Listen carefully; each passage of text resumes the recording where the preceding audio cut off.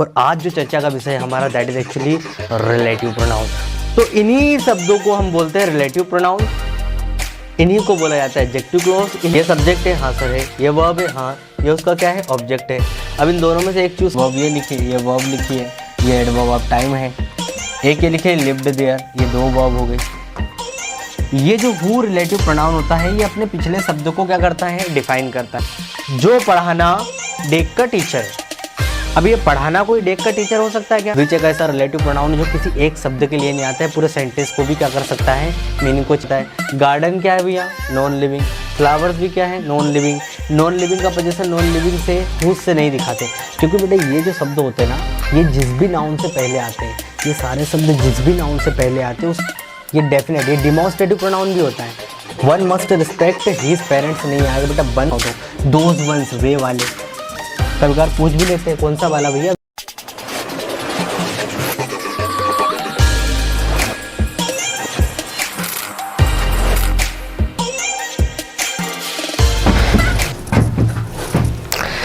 चलिए, once again welcome you to on another video of pronoun, right.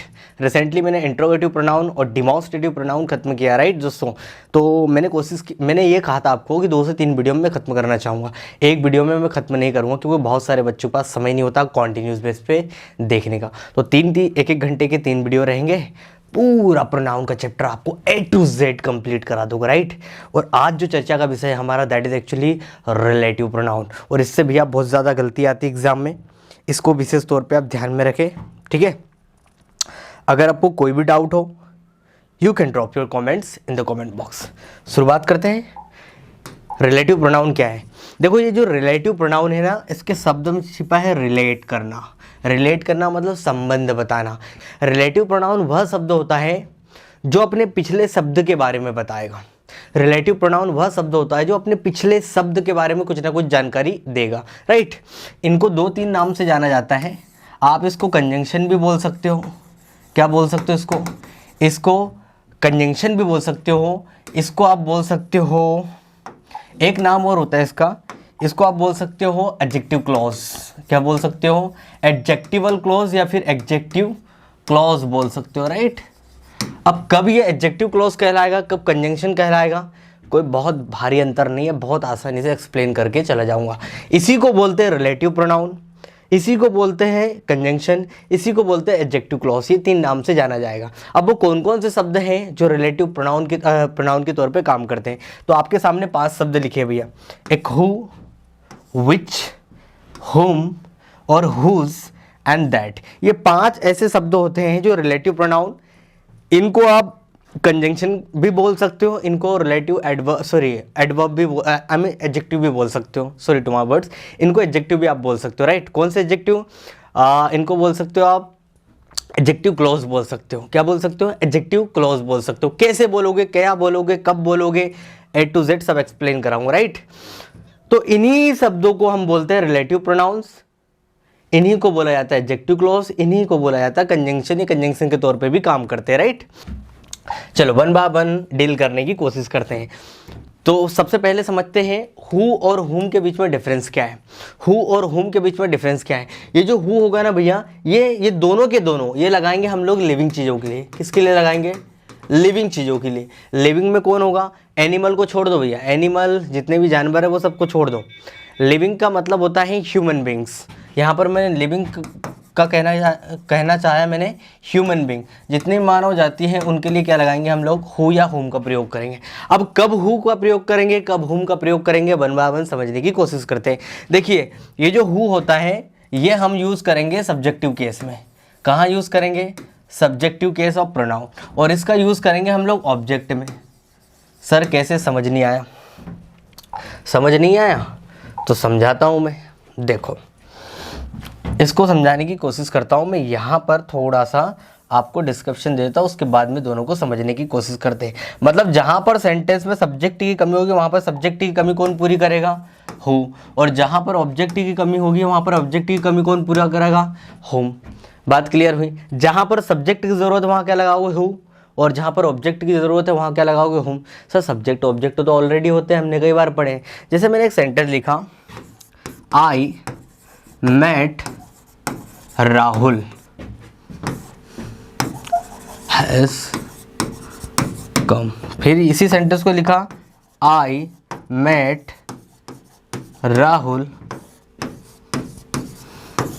भैया पहले basic तौर पे देख लेते हैं। हाँ, पहले बहुत ही बेसिक बता रहा हूँ, उसके बाद मैं एडवांस में लेके चलूंगा, इसके और भी यूजेस बताऊंगा मैं आपको, राइट। कैसे आपसे तरह तरह से उल्टे सीधे क्वेश्चन पूछे जा सकते हैं, इसकी भी मैं चर्चा करूंगा। देखो, ये सब्जेक्ट है, बोलो हाँ या ना। ये सब्जेक्ट है, हाँ या ना, बोलो। ये सब्जेक्ट है, हाँ सर सब्जेक्ट है। ये वर्ब है, हाँ, और ये वर्ब का क्या हो गया, ऑब्जेक्ट हो गया। तो इस सेंटेंस में सब्जेक्ट, वर्ब और ऑब्जेक्ट तीनों है, राइट। लेकिन इस सेंटेंस को देखो, ये वर्ब है मतलब, और ये दोनों मिलके किसका काम कर रहे हैं, वर्ब का ही काम कर रहे हैं। हेल्पिंग वर्ब, मेन वर्ब बोल दो इनको। ये हेल्पिंग वर्ब है और ये मेन वर्ब है। इस सेंटेंस का सब्जेक्ट कहाँ है, देखो इस सेंटेंस का सब्जेक्ट क्या है। तो जब सब्जेक्ट की कमी हो तो सब्जेक्ट की कमी पूरी कौन करता हो, तो आपको यहाँ पर क्या लगाना, हो लगाना पड़ेगा। अब इसका मीनिंग क्या होगा, इसका मीनिंग जाता है जो या फिर जिसे, सॉरी जो या जिसने बोलो ज़्यादा बेहतर रहेगा। इसकी हिंदी मुझे समझ में नहीं आती, जिसने, ठीक है ना, जो या जिसने। मुझे तो बस इस सेंटेंस में सब्जेक्ट की कमी पूरी करने के लिए एक प्रोनाउन चाहिए। तो रिलेटिव प्रोनाउन के तौर पे काम कौन करेगा, who. I met Rahul who has come, मैं राहुल से मिला जो अभी अभी आया है। तो इस सेंटेंस में कमी किसकी हो रही है, सब्जेक्ट की। तो इस सेंटेंस में सब्जेक्ट काम कौन कर रहा है, हु। हालांकि जो हु होता है ना, राहुल के बारे में आगे जानकारी दे रहा है। यहाँ पर मैं दोबारा राहुल लिख सकता हूँ, लेकिन एम्बिग्विटी पैदा होगी, तो इसलिए वो दोबारा रिपीट ना हो नाउन, तो उसकी रिपीटेशन को रोकने के लिए मैंने क्या लगा दिया, प्रोनाउन का यूज़ कर लिया। तो ये नाउन, ये राहुल की जगह पे ही आया है, और ये क्या कर रहा है, राहुल के बारे में आगे जानकारी दे रहा है मुझे, ठीक है ना। I met Rahul who has come. लेकिन दूसरा सेंटेंस देखो, आई मेट राहुल, यहाँ पर राहुल ही लिखा हुआ है, ठीक है ना। आई मेट राहुल फिर डैश यू कॉल्ड, सब्जेक्ट है हाँ सर है, वर्ब है हाँ सर है, उसका ऑब्जेक्ट है हाँ सर है। इधर क्या है, सब्जेक्ट है और वर्ब है। अब इधर वाले सेंटेंस में सब्जेक्ट और वर्ब दोनों आ चुकी है, लेकिन इसका ऑब्जेक्ट क्या है, इस वर्ब का ऑब्जेक्ट क्या है। तो यहाँ पर इस हेल्पिंग वर्ब मेन वर्ब के सब्जेक्ट के तौर पे ये काम कर रहा है, और इधर हमको ज़रूरत है ऑब्जेक्ट की। तो ऑब्जेक्ट की कमी कौन पूरी करेगा भैया, होम। अब उसका हिंदी कुछ भी हो सकता है, जिसे, है ना, जिसे। जैसे आई met Rahul whom you called, मैं राहुल से मिला जिसे तुमने बुलाया।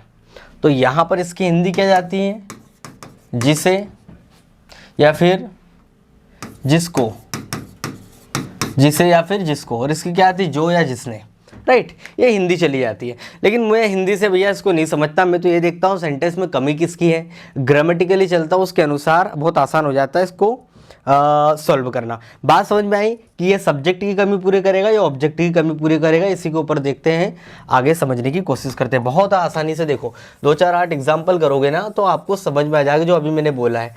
तो हु और हुम किसके लिए लगाते भैया, लिविंग बीइंग के लिए, सिर्फ इंसानों के लिए। आई रिपीट, सिर्फ इंसानों के लिए हु और हुम का इस्तेमाल करते हैं। नॉन लिविंग वस्तु, आइडिया, इनके लिए हु और हुम का इस्तेमाल नहीं होगा। अगर कहीं दिया है तो उसको काट देना। जैसे मैं बोला आई सो लता, तो मैंने लता को देखा। अब दोनों में से आपको एक चूज करना है, हु या हुम वॉज सेड। देखो ये सब्जेक्ट है हाँ सर है, ये वर्ब है हाँ, ये उसका क्या है, ऑब्जेक्ट है।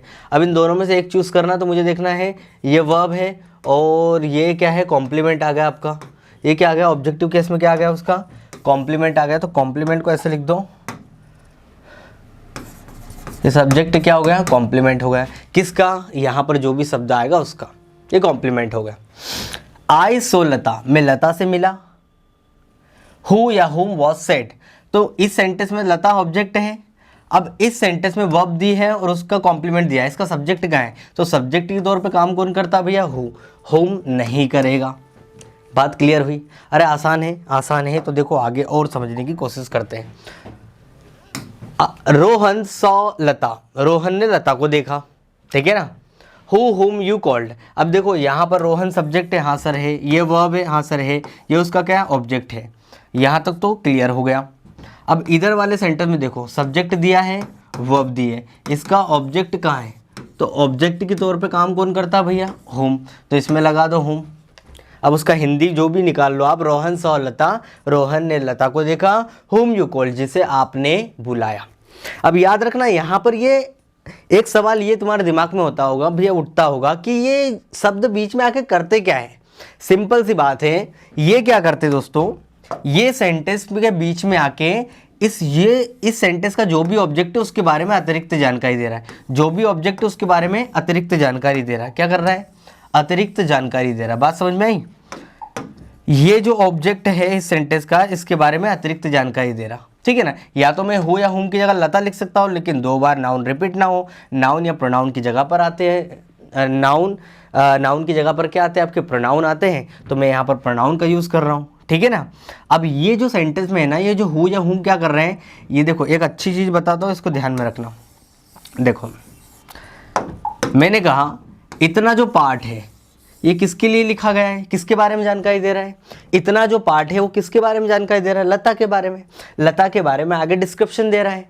कहीं ना कहीं लता क्या है? नाउन है। लता क्या है? नाउन है। लता क्या है? नाउन है। और नाउन के बारे में आगे जानकारी दे रहा है। अब जब नाउन के बारे में आगे जानकारी दे रहा है, नाउन को मॉडिफाई करना, नाउन को डिफाइन कर रहा, नाउन की मीनिंग में कुछ ना कुछ ऐड कर रहा, तो ये क्या हो जाएगा? एडजेक्टिव ही हो जाएगा। क्या हो जाएगा? एडजेक्टिव हो जाएगा। ये बेटा इसको एडजेक्टिव क्लॉज भी बोल सकते हो, ठीक है ना। क्लॉज किसको बोलेंगे? जिसमें एक सब्जेक्ट हो और वर्ब हो। सब्जेक्ट और वर्ब का कॉम्बिनेशन क्लॉज बनाता है। तो इसको आप क्या बोल सकते हो? बोल सकते हो क्या होता है? इसको बोलते हैं एडजेक्टिव क्लॉज। और ये एडजेक्टिव क्लॉज किसको मॉडिफाई कर रहा है? लता को। एक नाम तो इसका क्या हो जाएगा? Adjective clause. इसको एडजेक्टिव फ्रेज भी बोला जा सकता है। क्या बोला जा सकता है? Adjective phrase. लेकिन एडजेक्टिव फ्रेज इसको नहीं बोलेंगे, इसको एडजेक्टिव फ्रेज नहीं बोलेंगे, क्योंकि फ्रेज में सब्जेक्ट और वर्ब नहीं आती है। क्या नहीं आती है? सब्जेक्ट और वर्ब नहीं आती है, ये दोनों चीज़ नहीं आती है। लेकिन इसमें तो सब्जेक्ट भी दिया है, वर्ब भी दिया है। तो जब सब्जेक्ट और वर्ब दिया रहता है ना दोस्तों, तो वो बन जाता है एडजेक्टिव क्लॉज। तो ये एडजेक्टिव क्लॉज किसके बारे में जानकारी दे रहा है? लता के बारे में। तो एक प्रकार से इतना हिस्सा काम किसका कर रहा है? एडजेक्टिव का काम ही कर रहा है। क्लॉज बना रहा है ना, पूरा क्लॉज किसके बारे में लिखा है? लता के बारे में लिखा है। तो इसी को बोला जाता है एडजेक्टिव क्लॉज। बात समझ में आई? सर ये फ्रेज कब होती है? जैसे हु वॉज सेड मैंने लिखा था, ये देखो हु वॉज सेड। इसको आप बोलोगे, इसको भी नहीं बोल सकते हो, क्योंकि यहाँ पर वर्ब दी है। मैं बताऊँ आपको, क्योंकि यहाँ पर थोड़ी एक्सरसाइज थोड़ी सी अलग है, ठीक है ना। अगर ऐसा आ जाता है हु इज इन रूम, तो ये फ्रेज हो सकती है, क्योंकि यहाँ पर सब्जेक्ट नहीं है। यहाँ पर इतने हिस्से में क्या नहीं है भैया? इस फ्रेज का खुद का सब्जेक्ट और वर्ब नहीं। वर्ब तो है लेकिन सब्जेक्ट नहीं है, तो इसको हम लोग बोल सकते हैं, राइट। चलो मैं आगे बताऊं आपको ये एडजेक्टिव फ्रेज कब होगी। फिलहाल आप इतना याद रखो कि इतना जो हिस्सा काम किसका कर रहा है भैया? एडजेक्टिव का काम कर रहा है, राइट। एडजेक्टिव क्लॉज बना रहा है, और क्लॉज किसको डिफाइन कर रहा है? लता को डिफाइन कर रहा है, राइट। चलो आगे समझने की कोशिश करते हैं। वी हेल्प्ड अ मैन, हमने एक आदमी की मदद की, राइट। अभी आप देखोगे इन दोनों में से क्या आएगा? एग्जाम ओरिएंटेड चीजें देखो फिलहाल के लिए, right. We helped a man, हमने एक आदमी की मदद की। Who whom was everyone, who was very poor, तो इसका सब्जेक्ट है, वर्ब है, और अ मैन क्या हो जाएगा? उसका ऑब्जेक्ट हो जाएगा। अब इन दोनों में से एक चूज करना है, तो ये वर्ब दी है और ये उसका कॉम्प्लीमेंट दिया है। ये क्या दिया है? कॉम्प्लीमेंट दिया है, वॉज वेरी पुअर, ठीक है ना।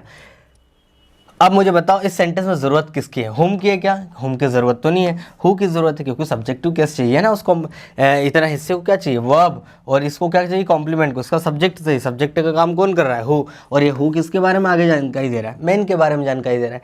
मेन के बारे में ही पूरा आगे डिस्क्रिप्शन लिखा है, ठीक है ना। तो इसी को एडजेक्टिव क्लॉज बोलते हैं हम लोग, राइट। अगला देखो, she got pity on a woman, वह एक औरत पे क्या हुई भैया? बड़ी दया आ गई उसको। हु या हुम सम होलीगैन मोलेस्टेड, उसे एक औरत के ऊपर दया आ गई जिसे कुछ गुंडे क्या कर रहे थे? छेड़ रहे थे, राइट। अब मुझे बताओ इसमें ज़रूरत किसकी है? सब्जेक्ट दिया है, हाँ सर दिया है। वर्ब दी है, हाँ दी है।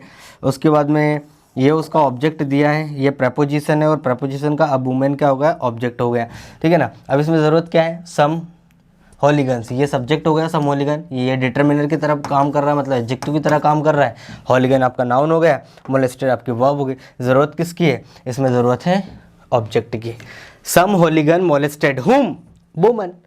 हुम, ये हुम किसका ऑब्जेक्ट है? ये मोलेस्टेड का ऑब्जेक्ट भी, यहाँ पर ऑब्जेक्ट के तौर पे काम कर रहा है। इस सेंटेंस के ऑब्जेक्ट के तौर पे काम कर रहा है, तो मुझे ऑब्जेक्टिव केस लगाना पड़ेगा। लेकिन यहाँ पर जो हु होता है ना, इस सेंटेंस के सब्जेक्ट के तौर पे काम कर रहा है। लेकिन इधर हुम किसके तौर पे काम कर रहा है? इस वर्ब का ऑब्जेक्ट के तौर पे काम कर रहा है। तो मुझे यहाँ पर क्या लगाना पड़ेगा? Objective case. बात समझ में आ रही है? और कुछ सेंटेंसेस देखते हैं, बेहतरीन तरीके से समझ में आएंगे। मुझे बताओ, दिस इज द बॉय, यह वही लड़का है, हु या हुम एवरीवन इंसल्ट्स, जिसे हर कोई क्या करता है, हर कोई क्या करता है, एवरीवन इंसल्ट, मतलब उसकी बेइज्जती करता है। ये हो गया आपका सब्जेक्ट, ये वर्ब, और ये चला गया उसका क्या हो जाएगा, ऑब्जेक्ट। तो दिस आपका डिमॉन्स्ट्रेटिव प्रोनाउन है, इज आपकी वर्ब है, द आर्टिकल है, बॉय आपका नाउन है, एवरीवन आपका सब्जेक्ट दिया है, वर्ब दी है।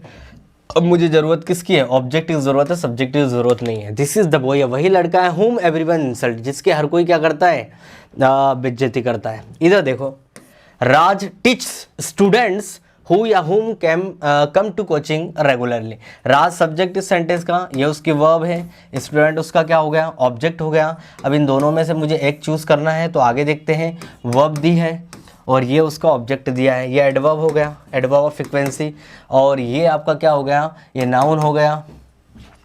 लेकिन इस सेंटेंस का सब्जेक्ट कहाँ है, कम वर्ब टू कोचिंग क्या हो जाएगा, उसका ऑब्जेक्ट, टू का ऑब्जेक्ट, या बोल सकते हो एक प्रकार से डायरेक्शन दिखा रहा है, प्रपोजिशन, उसका ऑब्जेक्ट हो गया, और ये एडवर्ब हो गया। अब मुझे इस सेंटेंस में ज़रूरत है सब्जेक्ट की, तो मैं क्या लगाऊंगा, who come to coaching regularly, जो रेगुलर कोचिंग आते हैं। आगे देखो, इससे और किस तरीके से ट्रिकी क्वेश्चन आते हैं उसकी भी चर्चा करेंगे। बात समझ में आ रहा है, पैटर्न समझ में आ रहा है, हु कब लगाएंगे, हुम कब लगाएंगे, दोनों इंसानों के लिए होता है।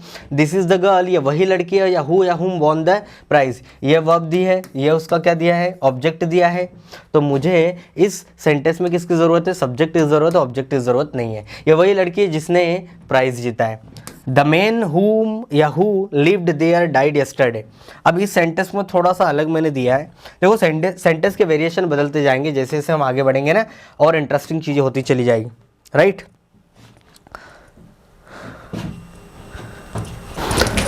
आगे इंटरेस्टिंग होती चली जाएगी। देखो, the man who whom lived there died yesterday. अब मुझे बताओ, इस सेंटेंस में क्या आएगा, हु आएगा या फिर हुम आएगा, बताओ। देखो, अब बच्चा कंफ्यूज हो रहा होगा, एक तो लिखा है डाइड यस्टरडे, है ना, एक वर्ब ये लिखी है, ये वर्ब लिखी है, ये एडवर्ब ऑफ टाइम है। एक ये लिखे लिव्ड देयर, ये दो वर्ब हो गई, फर्स्ट वर्ब और सेकंड वर्ब। तो बेटा कुछ नहीं है, ये जो मेन है ना, द मेन, इसी की वर्ब कौन सी है, ये वाली, द मेन डाइड यस्टरडे, आदमी जो परसों मर गया था, राइट, या कल मर गया था, बीते हुए कल मर गया था, राइट। अब ये जो वर्ब है ना, हु लिव्ड देयर, ये इस सेंटेंस, इन दोनों में से एक जो भी चूज़ होगा उसकी वर्ब है। अब मुझे बताओ, यहाँ पर क्या है, वर्ब है और एडवर्ब ऑफ प्लेस दिया है, तो मुझे सेंटेंस में किसकी ज़रूरत है, सब्जेक्ट की। तो यहाँ पर हु क्या काम कर लेगा, सब्जेक्ट का, हु का काम करेगा, सब्जेक्ट का। तो अभी भी मुझे सब्जेक्टिव केस की ज़रूरत है, तो आएगा क्या यहाँ पर, सब्जेक्टिव केस। कैसे, the man who lived there, आदमी जो वहाँ रहता था कल चल बसा। तो इस द मेन की वर्ब कौन सी है, डाइड यस्टरडे। तो कई बार इस तरीके से लिख के दे देंगे, दो वर्ब दे देंगे लास्ट में। तो आपको करना क्या है, बहुत आसान है, आपको देखना है कि भैया वो जो वर्ब दिया डाइड यस्टरडे, ये किसके बारे में लिखा है, हु के बारे में नहीं, ये मैन के बारे में लिखा हुआ है। आसान है करना। देखो, द पर्सन, अगला देखो, द पर्सन हु हुम helped me was very kind. अब बताओ, ये वॉज वेरी काइंड कौन था, फिर से दो वर्ब आ गए हैं, कंफ्यूज नहीं होना है। ये जो है ना भैया, वॉज वेरी काइंड, किधर गया, वॉज वेरी काइंड, इस वर्ब का, ये वॉज का सब्जेक्ट कौन है, person. The person was very kind, आदमी बहुत ही क्या था, दयालु था। अब यहाँ पर देखो, ये वर्ब दी गई है और उसका ऑब्जेक्ट दिया गया है, ज़रूरत किसकी है, सब्जेक्ट की। तो सब्जेक्ट के तौर पे कौन काम करता है, हु काम करता है। तो the person who helped me was very kind, है ना, आदमी जिसने मेरी मदद की वो बहुत ही क्या था, दयालु था। अगला एक सेंटेंस और देख लेते, इसको शायद दिख नहीं रहा है। द मैन हु या हुम इज ऑनेस्ट इज ट्रस्टेड। अब इसको बता दो, ये तो आसान हो जाएगा, कर लोगे, ठीक है ना। The man who is honest is trusted, the man is trusted, इसकी वर्ब कहाँ है भैया, द मैन की वर्ब कहाँ है, वो पीछे चली गई, ये वर्ब है। आदमी भरोसा, मतलब आदमी जिस पे भरोसा किया जाता है। द मैन इज ट्रस्टेड, आदमी जिस पे भरोसा किया जाता है, जो क्या होता है, ईमानदार होता है। और इस वर्ब और ये एडजेक्टिव कॉम्प्लीमेंट, इस वर्ब और ये जो कॉम्प्लीमेंट लिखा है इसका सब्जेक्ट क्या है, सब्जेक्ट के तौर पे काम कौन करता है, हु करता है। तो the man who is honest, जो आदमी ईमानदार होता है उसकी हर जगह क्या की जाती है, इज्जत की जाती है, राइट। तो इस तरीके से भी दो वर्ब आपको दे सकते हैं। आपको बहुत ही लॉजिकली इसको सॉल्व करने की कोशिश करना बहुत आसान है। और कुछ एग्जाम्पल देखो, बहुत सारे एग्जाम्पल है ताकि आपको बेहतरीन तरीके से हु या हुम के बीच में डिफरेंस समझ में जाए। हु सब्जेक्टिव केस एंड हुम objective case. This is the boy, या वही लड़का है। अब इन दोनों में से एक चूज करना है। हु या हुम यू सेड, तुमने कहा हैड स्टोलन माय वॉलेट। अब यहाँ पर थोड़ा सा मैंने उसको ट्रिकी बना दिया, ठीक है ना, ये सेंटेंस थोड़ा सा ट्रिकी है। आप मुझे एक बात बताओ, इसमें हु आएगा कि हुम आएगा, बताओ। इस तरीके से क्वेश्चन आते हैं बेटा, वो तो आसान थे तो आपने आसानी से कर लिए, हलवा क्वेश्चन थे वो तो, लेकिन ये थोड़ा सा ट्रिकी है भाई साहब। ये क्या है, चलो तो थोड़ा सा मैं ट्रिकी क्वेश्चन मैंने आगे दिए, इनको समझने की कोशिश करो। थोड़े से ट्रिकी क्वेश्चन है भैया, सॉल्व करने की कोशिश करो। You have a time, pause the video and try to. I hope आपने कर लिया होगा, मैं कोशिश करता हूँ। देखो ये तो हो गया ये तो होगा क्या हो गया, सब्जेक्ट, ये वर्ब हो गई, द बॉय उसका क्या हो गया, ऑब्जेक्ट हो गया, ठीक है। इधर यहाँ पर लिखा है एक सब्जेक्ट और ये वर्ब लिखी है, यहाँ पर हेल्पिंग वर्ब, मेन वर्ब और ये अपना पजेसिव एडजेक्टिव और ये उसका noun wallet, right. Objective case में नाउन हो गया, राइट। अब मुझे एक बात बताओ, ये बीच में पता है ये फालतू का ये जो दिया है ना, ये आपको सिर्फ और सिर्फ क्या करने के लिए दिया, ये आपको सिर्फ उलझाने के लिए दिया भैया, ये आपको सिर्फ उलझाने के लिए बीच में घुसा दिया, ये सिर्फ आपको उलझाने के लिए बीच में घुसा दिया। आपको तो देखना है कि इधर जो वाला पार्ट है इसका सब्जेक्ट का है, हैड स्टोलन माय वॉलेट, और सब्जेक्टिव केस में कौन काम करता है, हु काम करता है, हुम नहीं करता। हिंदी से चलोगे तो लटक जाओगे। अब आपको देखना है कि ये जो सेकंड वाला जो सेंटेंस है इसका सब्जेक्ट कौन बनेगा, सब्जेक्ट कौन बनता है, हु बनता है, और ऑब्जेक्ट कौन बनता है, हुम बनता है। बस ये तो आपको फालतू का बीच में घुसाने, ऐसे ही कंफ्यूज करने के लिए दे दिया बीच में घुसा के। उसका मतलब क्या हुआ, दिस इज द बॉय, या वही लड़का है, हुम यू सेड, जिसे तुमने कहा था कि मेरा पर्स चुराया था, जिसे तुमने कहा था, छोड़ो, दिस इज द बॉय, या वही लड़का है जो तुमने कहा था कि जिसने मेरा पर्स चुराया था, राइट। अब ये सही है, यहाँ पर आपको सब्जेक्टिव केस लिखना है, ऑब्जेक्टिव केस मत लिखना, कंफ्यूज नहीं होना भैया, राइट। समझ में आ गई बात। दिस इज द पर्सन, ये वही आदमी है। एक और एग्जांपल दिया, हु या हुम पुलिस सेड, ये वही आदमी है, ठीक है ना। अब आप हिंदी से करोगे तो क्या होगा, दिस इज द मैन, ये वही आदमी है जिसे पुलिस ने कहा किल्ड माय फ्रेंड, मेरे दोस्त को मार दिया। बदतमीजी हो रही है तो, अरे भाई ये जो दिया ना आपको सब्जेक्ट एक और, ये सब्जेक्ट और जो वर्ब दी ना, ये आपको सिर्फ कंफ्यूज करने के लिए दी है, राइट। ये वर्ब है और ये उसका क्या हो जाएगा, ऑब्जेक्ट। हमें देखना है कि इस वर्ब और ऑब्जेक्ट का सब्जेक्ट कौन बनेगा, और सब्जेक्टिव केस में क्या लिखे जाते हैं, यहाँ पर हु का प्रयोग होगा, हुम का नहीं होगा। हिंदी से नहीं चलना है। दिस इज द पर्सन, ठीक है ना, हु पुलिस सेड, जिसे पुलिस ने कहा, हिंदी नहीं, जो पुलिस ने कहा, ये वही आदमी है जो पुलिस ने कहा कि मेरे भाई को मारा। पुलिस ने कहा कि ये वही आदमी है जिसने तुम्हारे भाई को मारा। इस तरीके से इसका मीनिंग जाएगा, राइट। तो याद रखना, इस तरीके से कंफ्यूज करने के लिए भी दे सकते हैं। दिस इज द पर्सन, ये वही आदमी है जो पुलिस ने कहा कि तुम्हारे भाई को मारा, ठीक है ना। इस तरीके से पॉइंट क्लियर हुआ। फिर से समझ लो भैया, जिसको कन्फ्यूजन हो रहा है फिर से समझ लो। अगर इस तरीके से ट्रिकी क्वेश्चन आएंगे ना तो लटक जाओगे। हिंदी से मत रट लेना कि जो आए तो लगा हो और जिसे आए तो लगा हुम। हमको सेंटेंस की गरिमा को समझना है, सेंटेंस में बोलना क्या चाह रहा है, हाँ, रिस्पेक्ट करना सेंटेंस का तब आएगा। फिर से मैं बोल देता हूँ भैया, ये जो बीच में घुसा के आपको दिया ना, सिर्फ कंफ्यूज करने के लिए दिया, इसको देखना ही नहीं आपको। तुमने कहा, दिस इज़ द बॉय, जो तुमने कहा कि उसने मेरा पर्स चुराया। आपको इस सेंटेंस में किसकी ज़रूरत है, सब्जेक्ट की ज़रूरत है। ये तो बीच में कंफ्यूज करने के लिए दिया। अगेन यहाँ पर भी किसकी ज़रूरत है, इस वर्ब और ऑब्जेक्ट को सब्जेक्ट की ज़रूरत है, तो हु आएगा। बात क्लियर हुई है, ये समझ में आएगा। अगले क्वेश्चन की ओर बढ़ते हो। अगला क्वेश्चन बहुत ही इंटरेस्टिंग, इसको और थोड़ा सा मैंने ट्रिकी बनाया, थोड़ा सा और क्या बना दिया, ट्रिकी बना दिया। अगर आपको समझ में आ रहा है, अगर जो बच्चा मेरे से शुरू से जुड़ा हुआ उसको पता होगा इस सेंटेंस में गलती क्या है। यहाँ तक तो कोई दिक्कत नहीं है, ये तो बेसिक चीज़ हो गई, राइट, कि सब्जेक्टिव केस आए तो हु लगाओ, ऑब्जेक्टिव केस आए तो हुम लगाओ, सिर्फ और सिर्फ ह्यूमन बींग के लिए, इंसानों के लिए। इधर देखो, Raj loves teaching, who is the teacher of Deg. Raj को टीचिंग पसंद है, जो डेग का टीचर है। सही तो है सर, राज लव्स टीचिंग। देखो ये सब्जेक्ट है, हाँ सर सब्जेक्ट है, ये वर्ब है, हाँ सर वर्ब है, टीचिंग क्या है, नाउन है, जेरेंड फॉर्म में क्या है, नाउन है, who is the teacher of डेग। अब मुझे एक बात बताओ, इसमें कोई गलती नज़र आ रही क्या? गलती है। ये जो हु रिलेटिव प्रोनाउन होता है ये अपने पिछले शब्द को क्या करता है? डिफाइन करता है। एक इंग्लिश में एक टेक्निकल वर्ड होता है जो इस ग्रामर में चलता है, उसको बोलता है एंटीसीडेंट। क्या बोलता है? एंटीसीडेंट। सर अभी ये एंटीसीडेंट नई पिक्चर क्या घुसा दी? बेटा एंटीसीडेंट वो होता है जिसके बारे में हु आगे जानकारी देता है। एंटीसीडेंट वह शब्द होता है जिसके बारे में जो हु हुम जो हमने बीच में लगाया ना एडजेक्टिव क्लॉज, ये जो हु हुम का प्रयोग हम लोग कर रहे हैं ना, उसके बारे में आगे जानकारी दे रहा है। अब मुझे बताओ ये जो हु है, अच्छा इधर बताओ, यहाँ पर आपने हु लगा दिया, हु किसके बारे में जानकारी दे रहा? सर बॉय के बारे में। हु किसके बारे में जानकारी दे रहा? सर पर्सन के बारे में दे रहा है ना, पर्सन के बारे में आगे जानकारी। तो कहीं ना कहीं जिसके बारे में जानकारी दे रहा है वो उसके बाजू में है, जिसके बारे में जानकारी दे रहा है वो उसके बाजू में है। लेकिन यहाँ पर जो हु है वो किसके बारे में जानकारी दे रहा? टीचिंग के बारे में। टीचिंग कोई इंसान तो है नहीं, इसका मतलब राज लव्स टीचिंग, राज को पढ़ाना पसंद है, जो पढ़ाना डेग का टीचर है। अब ये पढ़ाना कोई डेग का टीचर हो सकता है क्या? नहीं हो सकता है। होगा कौन डेग का टीचर? राज। तो कहने का मतलब ये होता है रिलेटिव प्रोनाउन वह शब्द होता है जिसको वो डिफाइन करता है उसके बाजू में रहे तो ग्रामेटिकली सही है। सर समझ नहीं आया भाई। यहाँ पर एक बात बताओ, ये जो हु है किसके लिए लगाया है? अपने पिछले शब्द के लिए, जिसको एंटीसीडेंट बोलते हैं हम लोग। अब पिछला शब्द कौन है? टीचिंग है। टीचिंग डेग का टीचर हो सकता है क्या? नहीं हो सकता है। डेग का टीचर कौन होगा? राज।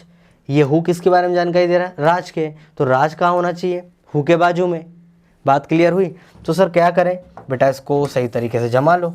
सही तरीके से कैसे जमेगा? देखो सही तरीके से जमेगा, राज हु, राज पीछे वाले को आगे लिया, Raj who is the teacher of Deg loves teaching. ठीक है ना? Raj who is the teacher of Deg loves teaching. Raj जो डेग का टीचर है उसे टीचिंग पसंद है। तो Raj loves teaching, who is the teacher of Deg. ये ग्रामेटिकली सही हो गया। आप सोच रहे हो सर ऐसा ही कर सकते हैं, Raj who loves teaching is the teaching of Deg, teacher of Deg. Raj who loves teaching is the teacher of Deg. वो थोड़ा सा गड़बड़ हो जाएगा बेटा। वो जो पीछे रहेगा ना, ये राज की वर्ब है, वो लव और टीचिंग, उसको लास्ट में निकालोगे। आपको क्या करना पड़ेगा? इसके बाद वाला जो पार्ट है, इतना पार्ट है, इसको हु के बाजू में ही रखना है, इसको लास्ट में निकालना है। तो हमने वही तो किया, Raj who is the teacher of Deg. Raj जो डेग का टीचर है उसे क्या पसंद है? टीचिंग पसंद है। पॉइंट क्लियर हुआ? चलो इसी से रिलेटेड दूसरा सवाल है और आप लोग इसको करके बताओ। ये रहा आपके सामने, इसको करके बताओ। The boy is the student of Deg who got the first prize. लड़का जो डेग का क्या है भैया? स्टूडेंट है, उसे पहला प्राइज मिला। करके बताओ। सो मी टू डू, बहुत आसान है, अभी करा दूंगा। The boy who is the student of Deg, तो the boy who is the student of Deg who got the first prize. लड़का जो डेग का छात्र है उसको पहला प्राइज मिला। देखो the boy is the student of Deg, तो अब ये हु किसको डिफाइन कर रहा है? डेग को। लड़का जो डेग का छात्र है, जो डेग को फर्स्ट प्राइज मिला। भाई रिलेटिव प्रोनाउन अपने पिछले शब्द के बारे में आगे जानकारी देता है। रिलेटिव प्रोनाउन अपने पिछले शब्द के बारे में आगे जानकारी देता है। और ये जो डेग है ना, ये एंटीसीडेंट है किसका? हु का। तो अगर मुझे आगे जानकारी देना है, मुझे आगे जानकारी तो बॉय के बारे में देना है जिसको फर्स्ट प्राइज मिला।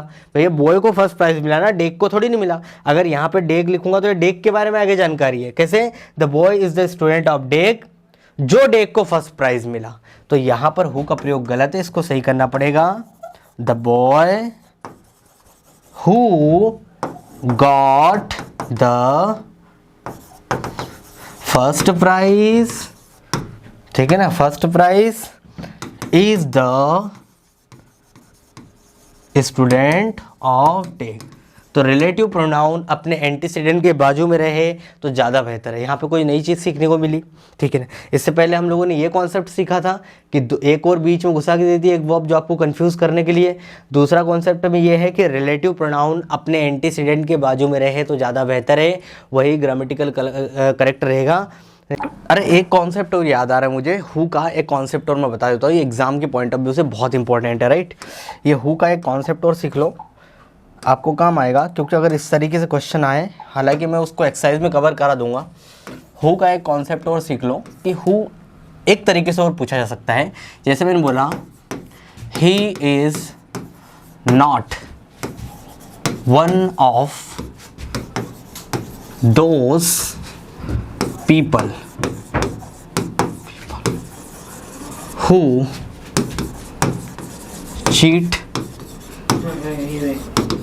cheats others। फिर मैंने लिखा I am not one of those student, I am not one of those teachers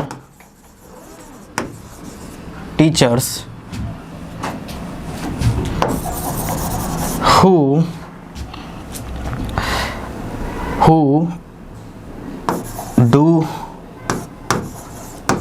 does not help students।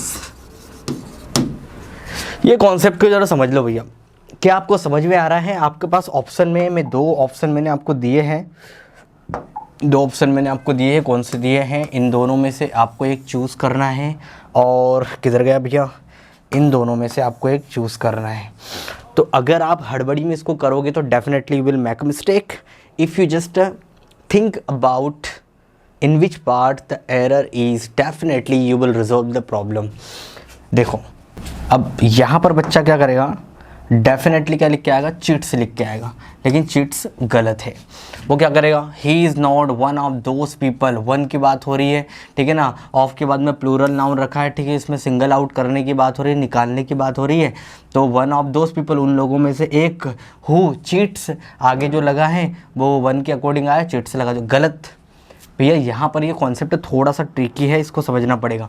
He is not one of those, वह उन लोगों में से नहीं है जो लोग, आगे जो हुए हैं ना भैया अपने एंटीसीडेंट के लिए काम कर रहे हैं। एंटीसीडेंट कौन है, पीपल। तो जो भी वर्ब आएगी अकॉर्डिंग टू पीपल आएगी, ना कि वन के अकॉर्डिंग आएगी।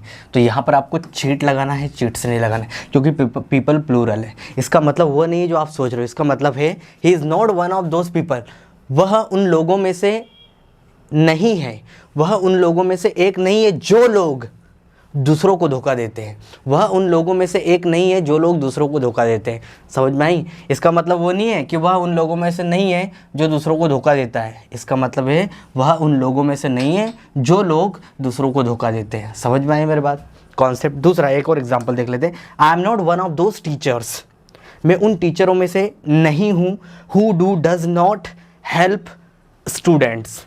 अब बताओ, वन के अकॉर्डिंग नहीं आएगी बेटा, यहाँ पर टीचर के अकॉर्डिंग आपको वर्ब रखना है। हु आपका रिलेटिव प्रोनाउन है, किसके लिए काम कर रहा है, टीचर के लिए काम कर रहा है। टीचर एक से ज़्यादा है तो क्या लगाओगे, do not help student. I am not one of those teachers, मैं उन टीचरों में से नहीं हूँ जो टीचर स्टूडेंट की मदद नहीं करते हैं। राइट, समझ में आ रही है बात। हाँ, एक कंडीशन है जब वहाँ पर सिंगुलर वर्ब आ सकती है। सर कौन से, ये नोट कर लेना है ना। एक कंडीशन है जब आपको इस तरीके से दे दिया जाए, ये जो शब्द देख रहे हो आप, ओनली एडवर्ब, ये लगा के दे दिया है। कैसे, I am only one of those, I am only one of those teachers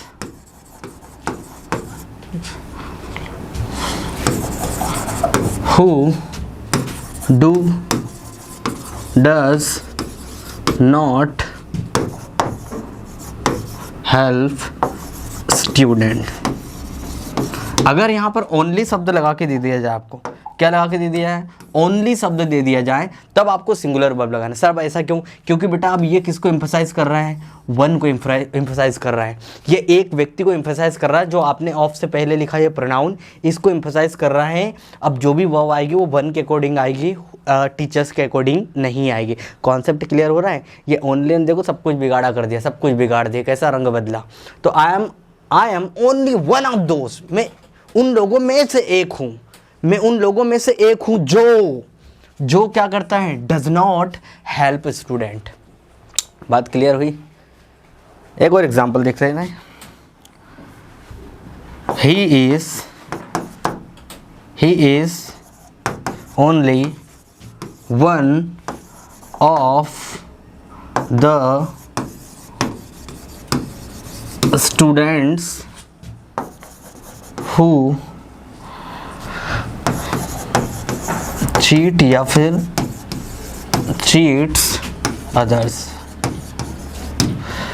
वह उन छात्रों में से केवल एक है जो दूसरों को धोखा देता है। वह उन छात्रों में से केवल एक है, केवल एक है, केवल एक है। एक पे फोकस कर रहा हूँ, अब उधर नहीं आएगा, अब आपको चीट से लगाना है। ये कॉन्सेप्ट मेरे को आपको सिखाना था क्योंकि ये बहुत इंपॉर्टेंट कॉन्सेप्ट है और बच्चा यहाँ पर गलती कर सकता है और मैं चाहता हूँ कि आप गलती ना करें, इसलिए ये कॉन्सेप्ट बताना ज़रूरी था। आई होप मेरा पॉइंट आपको क्लियर हो गया होगा। पॉइंट क्लियर हो गया? हु और होम के बीच में डिफरेंस सिर्फ इंसानों के लिए लगाएंगे, हु सब्जेक्टिव केस में और होम कौन से केस में लगाएंगे? ऑब्जेक्टिव केस में। अब बढ़ते हैं हम लोग विच के बारे में जानकारी लेते हैं कि विच रिलेटिव प्रोनाउन किस तरीके से यूज होता है। विच का यूज हम लोग कहाँ करते हैं? विच का यूज हम लोग करते हैं दोस्तों वस्तु, देखो यहाँ पर मैंने लिखा नॉन लिविंग, आइडिया हो सकता है, कोई एनिमल हो सकता है, इनके लिए हम लोग विच का यूज़ करते हैं। विच का यूज़ कब करेंगे? जब आपके सेंटेंस में नॉन लिविंग कोई वस्तु हो सकती है ना, कोई जानवर हो सकता है, कोई विचार भी हो सकता है। इनके लिए हम लोग विच का प्रयोग करते हैं दो सेंटेंस के बीच में, राइट। मैंने लिखा I bought a book, book क्या है? नॉन लिविंग है, ठीक है। अब मैंने यहाँ पर लिख के दे दिया हु वॉज वेरी इंटरेस्टिंग। अब हु तो इंसानों के लिए होता है, लिविंग के लिए होता है, तो ये तो गलत हो जाएगा। लगाना क्या पड़ेगा? विच। विच किसके बारे में आगे जानकारी दे रहा है? बुक के बारे में। बुक क्या है? Non living. नॉन लिविंग के लिए क्या लगाएंगे? बुक, विच लगाएंगे, right. I bought a book, मैं एक किताब लेके आया जो बहुत इंटरेस्टिंग है। What is interesting? Book. What is interesting? Book. तो जो क्या थी? इंटरेस्टिंग थी। तो कहीं ना कहीं विच क्या कर रहा है? बुक के बारे में आगे जानकारी दे रहा है।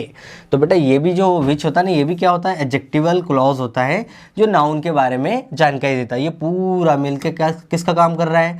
एडजेक्टिव क्लॉज का काम कर रहा है। और किसके लिए काम कर रहा है? ये बुक के लिए काम कर रहा है। ये पूरा का पूरा किसके बारे में जानकारी दे रहा है? किताब के बारे में जानकारी दे रहा है। तो इसी को बोला जाता है एडजेक्टिव क्लॉज। इसको कंजंक्शन भी बोल सकते हो। जब ये दो अलग अलग सेंटेंस को जोड़ रहा है, जब दो अलग अलग सेंटेंस को जोड़ रहा है जिसमें सब्जेक्ट और वर्ब आता है, तब ये क्लॉज बन जाता है। इधर वाले सेंटेंस में सब्जेक्ट और वर्ब, इधर वाले सेंटेंस में सब्जेक्ट और वर्ब, और उसको जोड़ने के लिए जब आप विच या हु या हुम का प्रयोग करोगे तो उसको आप कंजंक्शन भी बोल सकते हो, राइट। कंजंक्शन के तौर पे भी काम करता है। लेकिन जब बात कर ले क्लॉज पढ़ने की, noun clause, adjective clause, adverb clause, तो ये सब किसका काम करते हैं? ये तीनों तरीके से रोल निभा सकते हैं, ठीक है ना। रिलेटिव प्रोनाउन भी हो सकते हैं, एडजेक्टिव क्लॉज भी हो सकते हैं, कंजंक्शन भी हो सकते हैं, ठीक है ना। बट थोड़ा थोड़ा माइनर सा डिफरेंस होता है कि फ्रेज बन जाती है जिसमें खुद का सब्जेक्ट नहीं होता है।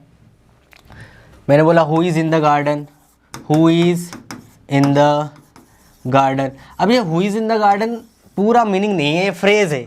अब इसको, ये फ्रेज का काम किसको बोलते हैं? Adjectival phrase. There is a boy who is in the garden, boy के बारे में आगे जानकारी मिल रही है। अब ये हु से लेके पूरा पार्ट क्या हो जाएगा? ये फ्रेज का काम करेगा। और क्लॉज कब हो जाएगा? जब उसमें सब्जेक्ट और वर्ब दोनों हो तब वो क्लॉज बन जाता है, ठीक है ना। तो इसी को बोलते हैं आप एडजेक्टिव क्लॉज। चलो दूसरा सेंटेंस देखो, दिस इज द डॉग, ये वही कुत्ता है। डेस इज वेरी लॉयल, अब डेस इज वेरी लॉयल ये क्या है? ये फ्रेज है, शब्दों का समूह है, ठीक है ना। अब मुझे यहाँ पर क्या लगाना है? विच। इस सेंटेंस को क्या देना है? सब्जेक्ट देना है ना। तो विच भी काम क्या करता है? सब्जेक्ट ही काम करता है। जो डॉग को क्या कर रहा है? डिफाइन कर रहा है। डॉग को इंग्लिश नॉन लिविंग मानती है भैया, आप उसको नॉन लिविंग की कैटेगरी में रखो, नो प्रॉब्लम। अगर आप हु का प्रयोग करना चाहते हो बोलचाल में, तो देखो स्पोकन इंग्लिश में हु का प्रयोग किया जाता है बोलचाल में, तो आप कर सकते हो। लेकिन थोड़े बड़े जानवरों के लिए हु का प्रयोग करो, छोटे छोटे जानवरों के लिए ना करें, विच का प्रयोग करें, ठीक है भैया। इतनी बात समझ में आई। अगर आप स्पोकन में there is a dog who is very loyal अगर ऐसा बोलते हो तो स्पोकन में बोलो, लेकिन रिटन में उसका कोई वेटेज नहीं, उसके लिए विच ही लगाना पड़ेगा। बात क्लियर हुई? बात क्लियर हुई? बोलचाल में जो बोलते हो उसका रिटर्न में वेटेज नहीं होता कई बार, ठीक है भैया। तो यहाँ पर मुझे डॉग के लिए क्या लगाना पड़ेगा? विच का प्रयोग करना पड़ेगा। और ये इतना part which is very loyal, ये सब मिलके क्या काम कर रहा है? ये फ्रेज का काम कर रहा है। कौन सी फ्रेज बनी है? ये एडजेक्टिवल फ्रेज बनी है। क्या बनी है? Adjectival phrase. शब्दों का वह समूह जो किसी नाउन को मॉडिफाई करता है, जिसका खुद का सब्जेक्ट नहीं होता, खुद की वर्ब नहीं होती, वो होता है फ्रेज। ठीक है, बात पॉइंट क्लियर हुआ? पर अभी तो आप सिंपल इतना समझो मेरे भाई और बहनों कि मुझे यहाँ पर क्या लगाना है, यहाँ पर मुझे विच का प्रयोग करना है क्योंकि डॉग आया, right. I have seen the car, मैंने कार को देखी, इज ब्लैक। क्या है black? Which is black. What is black? Car is black. तो मुझे यहाँ पर कार के लिए भी क्या लगाना है? विच का प्रयोग करना है। The moment is lost for ever. जो समय चला गया वो कभी लौट के नहीं आता, वो चला गया। अब मुझे बताओ, देखो एक और ट्रिकी क्वेश्चन हु और होम से दिया था, सेम वैसी क्वेश्चन है। मुझे बताओ इसमें क्या आएगा? द मोमेंट, कौन सा मोमेंट? जो खो गया, जो खो गया। द मोमेंट, कौन सा मोमेंट? इज लॉस्ट, खो गया, जो हमेशा खो गया। The moment is lost for ever. जो समय, क्षण, पल हमेशा के लिए चला गया, वो चला गया। तो बेटा ये जो है ना द मोमेंट, इसकी वर्ब कौन सी है? ये वाली, इज लॉस्ट फॉर एवर। ये वर्ब है, ये एडजेक्टिव की तरह काम कर रहा है, खो गया है। अब इसका सब्जेक्ट कौन बनेगा? विच। तो इस वर्ब और इस कॉम्प्लीमेंट का ऑब्जेक्ट सब्जेक्ट कौन बन रहा? विच। लेकिन इस वर्ब और इस कॉम्प्लीमेंट और वो एडवर्ब भी लिखा हुआ है, उसका सब्जेक्ट कौन बनेगा? The moment. तो इस तरीके से भी आपको दिया जा सकता है। The moment which is lost, जो समय खो गया वो हमेशा के लिए चला गया। जो समय खो गया वो हमेशा के लिए चला गया। जो या यूँ कहे कि जो समय चला गया वो हमेशा के लिए चला गया, राइट। चलो दूसरा कॉन्सेप्ट की बात कर लेते हैं। अभी तो और कुछ एक्सरसाइज है रे। The book I read last month is a best seller. अब क्या है भैया? The book is a best seller. Book किसकी है भैया? बेस्ट सेलर की है, ठीक है ना। अब मुझे बताओ इसमें क्या आएगा? अगेन बुक को डिफाइन करने के लिए मुझे क्या लगाना पड़ेगा? विच का प्रयोग ही करना पड़ेगा। The book which I read last month is a best seller. वो किसकी किताब है? एक बेस्ट सेलर की किताब है। भैया पीछे भी एक वर्ब निकाल के दे देंगे, वो इसकी वर्ब हो जाएगी। इसके लिए आपको क्या लगाना पड़ेगा? विच का प्रयोग करना पड़ेगा इसको आगे डिफाइन करने के लिए, राइट। ये बंदे ने कोई क्या किया भैया? एक किताब को पढ़ी, वो किताब के बारे में आगे जानकारी कौन दे रहा? विच दे रहा। और वो किताब कौन सी है? ये वाली बुक है। ये बुक के बारे में आगे जानकारी दी जा रही, right. The city I visited last year has a rich history, right. एक सिटी जिसका क्या है भैया, जो मैं लास्ट ईयर विजिट किया, उसकी एक बहुत ही क्या है, बहुत ही अमीर या बोल सकते हैं रिलेटेड ऐसी हिस्ट्री है, राइट। द सिटी, अगेन आपको क्या लगाना पड़ेगा? विच का प्रयोग करना पड़ेगा। The city which I visited last year has a rich history, right. अगला क्वेश्चन देख लेते हैं। The restaurant dash serves vegetarian food is near my house. जो रेस्टोरेंट बहुत ही स्वादिष्ट खाना मतलब परोसता है वो मेरे घर के नज़दीक। अच्छा, ये द रेस्टोरेंट की वर्ब कौन सी है? Is near my house. The restaurant is near my house. जो इसको तो चाहिए ना सब्जेक्ट, विच सर्व्स वेजिटेरियन फूड, राइट। इधर देख लेते हैं। The car dash I bought last year is still in a good condition. The car which I bought last year, the car is still in a good condition. ये car किसका भैया verb है? ये verb किसकी है? वो subject की। The car is still in a good condition. इधर क्या लगाओगे? ये कार को आगे डिफाइन करने के लिए, कार के बारे में आगे जानकारी देने के लिए, ठीक है ना। इतनी जानकारी देने के लिए विच का प्रयोग करो। The car which I bought last year, the car which I bought last year is still in a good condition, ठीक है ना। चलो यहाँ तक तो आपको समझ में आएगा कि विच काम क्या करता है। हम लोग लगाते हैं विच का प्रयोग नॉन लिविंग के लिए लगाते हैं। सेंटेंस में अगर नॉन लिविंग हो तो हम किसका प्रयोग करेंगे? विच का प्रयोग करेंगे, राइट। इंसानों के लिए नहीं लगाते विच का प्रयोग। विच का प्रयोग नॉन लिविंग, ऑब्जेक्ट, आइडिया, इनके लिए हम लोग लगाते हैं। विच का दूसरा कॉन्सेप्ट होता है। अब देखो दूसरा कॉन्सेप्ट को बड़े ध्यान से समझना। Modify the whole phrase, modify the whole sentences. Phrase की जगह सेंटेंसेस भी लिख लो। पूरे सेंटेंस को भी डिफाइन करता भैया क्या करता है? पूरे सेंटेंस को भी मॉडिफाई। कैसे, क्या समझने की कोशिश करते हैं। आपके सामने एक सेंटेंस लिखा हुआ है, मुझे बताओ इसमें विच का प्रयोग किसके लिए हुआ है? आपके सामने एक सेंटेंस लिखा है, मुझे बताओ इसमें विच का प्रयोग किसके लिए हुआ है, इसमें विच का प्रयोग किसके लिए हुआ है। मैंने बोला he was thought to be rich which was not true. ऐसा माना जाता था कि वो अमीर था लेकिन वो सच नहीं था। अब मुझे एक बात बताओ, ये जो विच है ये किसको डिफाइन कर रहा है, रिच को डिफाइन कर रहा है। He was thought to be rich which, लेकिन रिच तो लिविंग होता है, कोई इंसान ही होगा, और विच का प्रयोग लिविंग के लिए नहीं होता, इंसानों के लिए नहीं होता, तो हु और हुम का प्रयोग होता है। तो फिर विच का प्रयोग तो गलत है। क्या हु कर दे काट के ना, हु का काम नहीं है यहाँ पर बेटा। चलो, तो कहीं ना कहीं ये जो विच है हु को रिच को नहीं दिखा रहा है, रिच को डिफाइन नहीं कर रहा है, क्योंकि रिच तो लिविंग है। क्या विच बी को कर रहा है, जो होना, जो सोचा, जो था, जो वह। तो फिर यहाँ विच किसके लिए आया। मैंने आपको मैं फिर बोल रहा हूँ सरल शब्दों में, रिलेटिव प्रोनाउन अपने पिछले शब्द को डिफाइन करता है। रिलेटिव प्रोनाउन वह शब्द होता है जो अपने पिछले शब्द के बारे में आगे जानकारी देता है, राइट।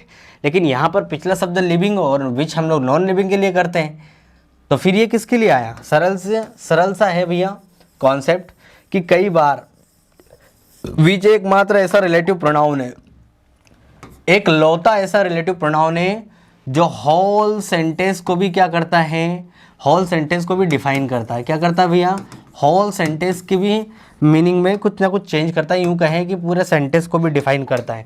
तो यहाँ पर विच किसी एक पर्टिकुलर शब्द के लिए नहीं आया दोस्तों, ये पूरे के पूरे सेंटेंस के लिए मैंने विच का प्रयोग किया है, राइट। तो विच एक ऐसा रिलेटिव प्रोनाउन है जो पर्टिकुलर अपने पिछले शब्द के लिए नहीं आता, पूरे सेंटेंस को भी वो मीनिंग में चेंज कर सकता है। He was thought to be rich, ऐसा माना जाता है कि वो अमीर था जो सच नहीं था। क्या जो सच नहीं था इसके लिए है क्या विच, रिच के लिए है क्या, नहीं, पूरे सेंटेंस को डिफाइन कर रहा है। और एक बार और ट्राई करते। She was believed to be unhappy, ऐसा माना जाता था कि वो क्या थी, उदास थी। Which was far from the truth, जो सच से बहुत दूर था।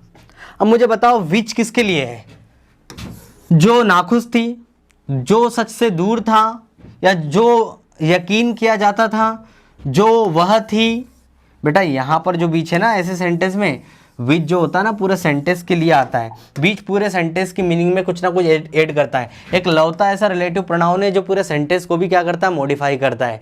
पर्टिकुलर एक शब्द के लिए नहीं आते, पूरे सेंटेंस की मीनिंग को चेंज कर देता है। तो विच ना तो किसी एक शब्द के लिए आए, या पूरे का पूरे सेंटेंस को क्या कर रहा है भैया, मॉडिफाई करने की कोशिश कर रहा है। बात समझ में आई। तो समझ में आ रही भाई, पूरा सेंटेंस को भी ये करता है मॉडिफाई, ठीक है भैया, इतना समझ में आएगा। चलो और आगे बढ़ते हैं, कुछ और सेंटेंसेस को समझने की कोशिश करते हैं, राइट। मैंने 2 सेंटेंस और लिख रखे हैं। तो जो आपका रिलेटिव प्रोनाउन विच होता है ना, ये पूरे सेंटेंस को भी मॉडिफाई करता है। फिर से समझते, देखो, they were said to be, ऐसा कहा गया, they were said to be quitting, they were said to be quitting which was just a rumour, ऐसा कहा गया था कि वो छोड़ रहे थे। ये शब्द क्या है, क्विट, छोड़ना, उसी में आईएनजी लगा है, तो ये एक प्रकार से नाउन का ही काम कर रहा है, gerund as a noun. They were said to be quitting, ऐसा कहा गया कि वो छोड़ रहे थे। Which was just a rumour, जो एक अफवाह थी। अब क्या विच का प्रयोग छोड़ रहे थे के लिए है, टू बी के लिए है, सेट के लिए, वर्क के लिए, दे के लिए नहीं, पूरा सेंटेंस की मीनिंग को क्या कर रहा है भैया, ये जो बीच आया रिलेटिव प्रोनाउन पूरा सेंटेंस के लिए है। बात क्लियर हुई।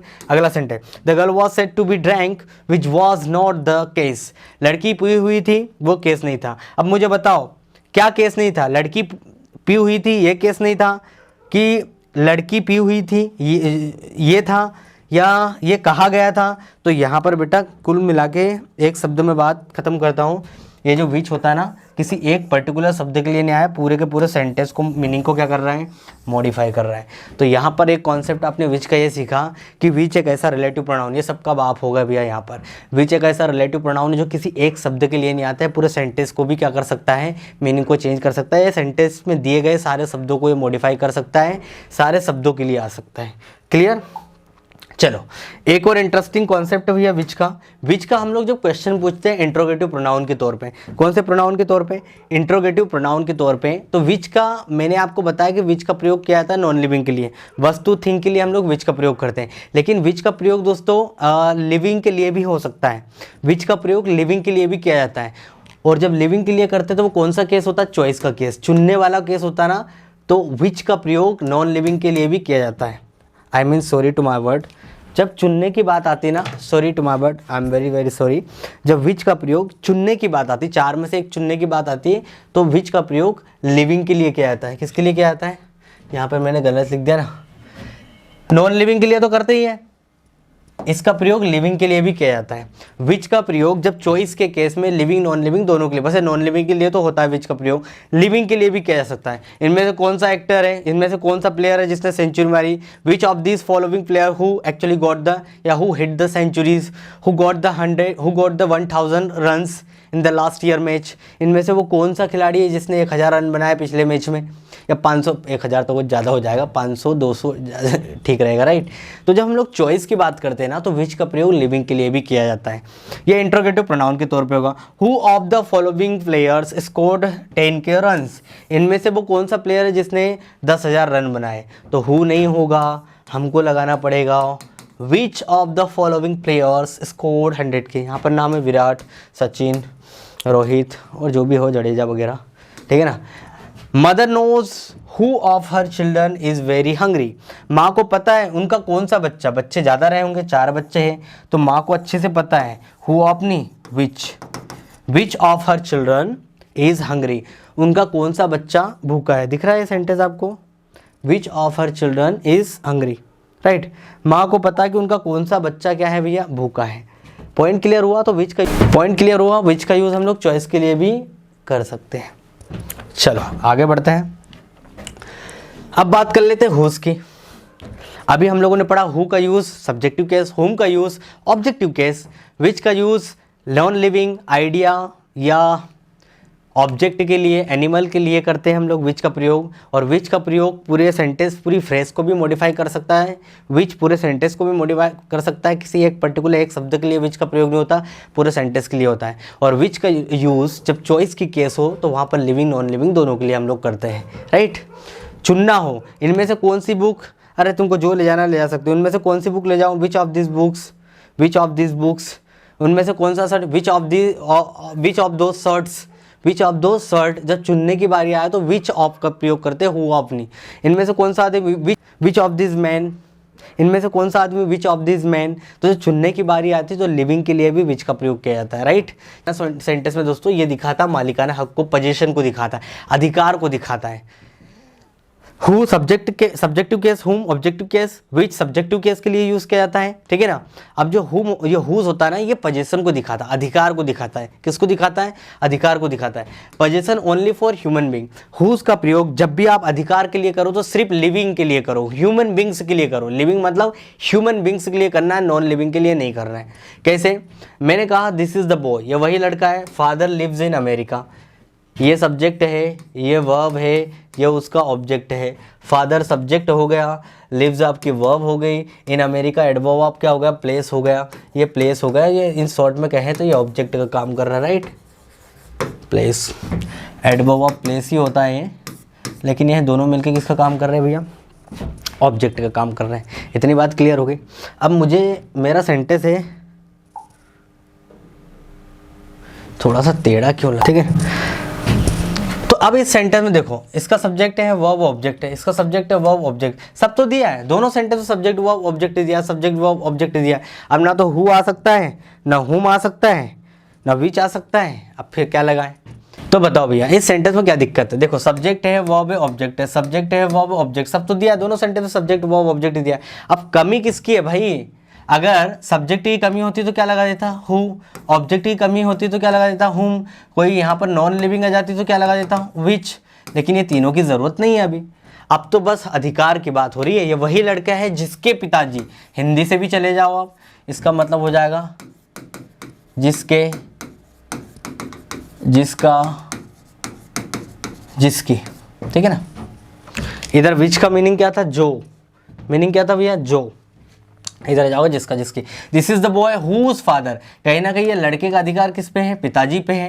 ये लड़के का अधिकार किस पे, पिताजी पे। तो बेटा ये हुज शब्द होता है ना, इसका अधिकार इन पे दिखा रहा है, एक बॉय का अधिकार उनके फादर पे दिखा रहा है। तो जब पोजीशन की बात आई तो हम लोग क्या लगाएंगे, हुज। जैसे बोला यू आर स्टूडेंट ऑफ, तो उसी प्रकार this is the boy whose father, जिसके पिताजी अमेरिका में रहते हैं। ठीक है, आगे बढ़ते हैं। आगे देखो, दिस इज द मैन, ये वही आदमी है, ये वही आदमी है। आगे कहानी क्या है, ये वही आदमी है। Child was kidnapped last night, ये वही आदमी। देखो ये सब्जेक्ट वर्ब ऑब्जेक्ट हो गया, सब्जेक्ट वर्ब ऑब्जेक्ट हो गया, कोई दिक्कत नहीं था, कोटा पूरा हो गया।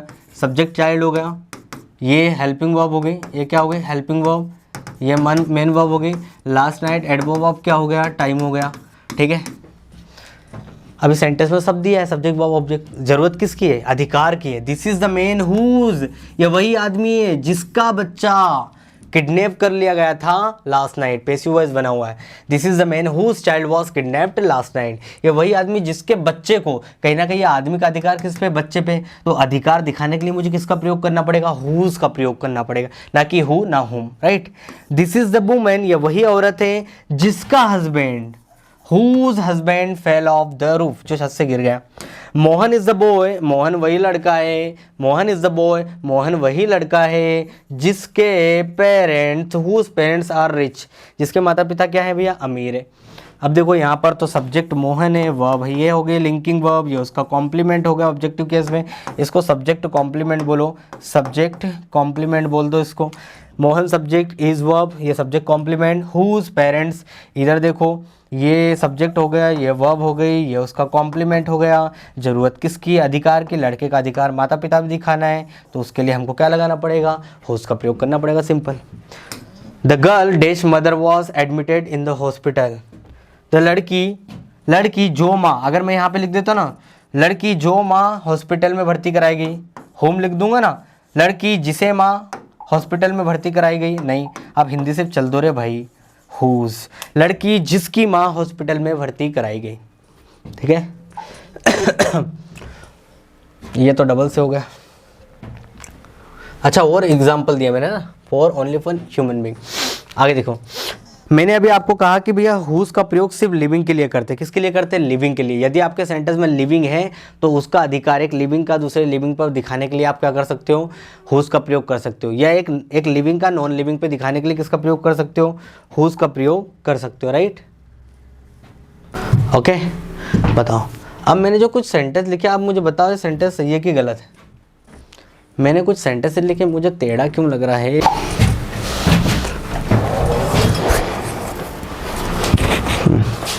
मैंने बोला था कि हुज का प्रयोग हम लोग करते हैं एक लिविंग का दूसरी लिविंग पर पोजीशन दिखाने के लिए, एक लिविंग का दूसरे नॉन लिविंग पर पोजीशन दिखाने के लिए। लेकिन यहाँ पर देखो क्या ये सेंटेंस सही है, सिर्फ और सिर्फ ह्यूमन बीइंग के लिए। This is the garden whose flowers are very beautiful, ये वही गार्डन है जिसके फूल बहुत ही क्या है, सुंदर है। क्या सेंटेंस में कोई गलती है क्या, नहीं है ना। ठीक है, आगे बढ़ते हैं। The book whose author is unknown is very old, the book whose author is unknown is very old. The city whose population is over 1 million is very busy. The person whose phone number I lost please contact me. तो देखो यहाँ पर मैं आपको बता देता हूँ, एक सेंटेंस और दो सेंटेंस, ये दो सही है, बाकी ये दो गलत है। ठीक है ना, ये दो सेंटेंस सही है, कौन कौन से, ये और ये सही है, बाकी ये दो गलत है। क्यों गलत है, अब उसका रीज़न को समझने की कोशिश करो, उसके रीज़न को समझने की कोशिश करो भैया। देखो मैंने बोला था हुज क्या दिखाता है, एक लिविंग का दूसरी नॉन लिविंग भी दिखाता है। गार्डन क्या है भैया, नॉन लिविंग। फ्लावर्स भी क्या है, नॉन लिविंग। नॉन लिविंग का पोजीशन नॉन लिविंग से हुज से नहीं दिखाते। अगर आप बोलचाल में बोलते हो this is the bag whose owner is actually lost, this is the pen whose, this is the class whose student are actually absent, ये बोलचाल में आप बोल सकते हो, लेकिन रिटर्न में कोई वेटेज नहीं है। नॉन लिविंग का पोजीशन नॉन लिविंग पे हुज से नहीं दिखाते, नॉन लिविंग का पोजीशन नॉन लिविंग पे नहीं दिखाते। पॉइंट क्लियर हुआ। चलो, तो ये सेंटेंस बेटा अभी के लिए गलत है, इनको सही कैसे कर सकते हैं, देखो इसको सही करने के लिए भैया वैसे ही,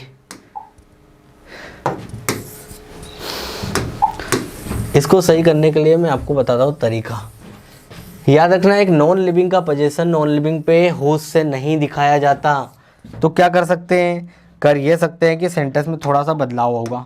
क्या होगा, सेंटेंस में थोड़ा सा बदलाव होगा। और बदलाव क्या होगा, आपको लिखना पड़ेगा दिस इज द गार्डन यहाँ तक तो कॉमन हो गया, this is the garden.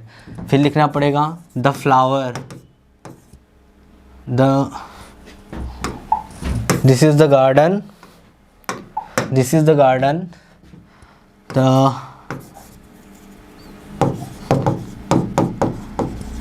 The flower of which are beautiful. बेटा यहाँ पर आप इसका पोजीशन ऑफ विच से दिखाओगे, किससे दिखाओगे? ऑफ विच से दिखाओगे। किससे दिखाओगे? ऑफ विच से। नॉन लिविंग का पोजीशन नॉन लिविंग पे ऑफ विच से दिखाते हैं। This is the garden the flower of which, this is the garden, वही गार्डन है जिसके फ्लावर बहुत ही सुंदर है। नॉन लिविंग का पोजीशन नॉन लिविंग पे ऑफ विच से दिखाओगे। थोड़ा ऑकवर्ड लग सकता है पहली बार में।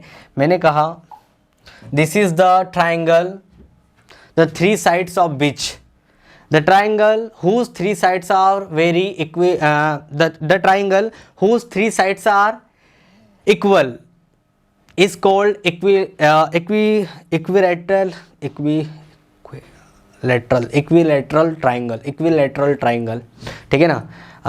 This is the triangle whose three sides are equal is called equilateral triangle।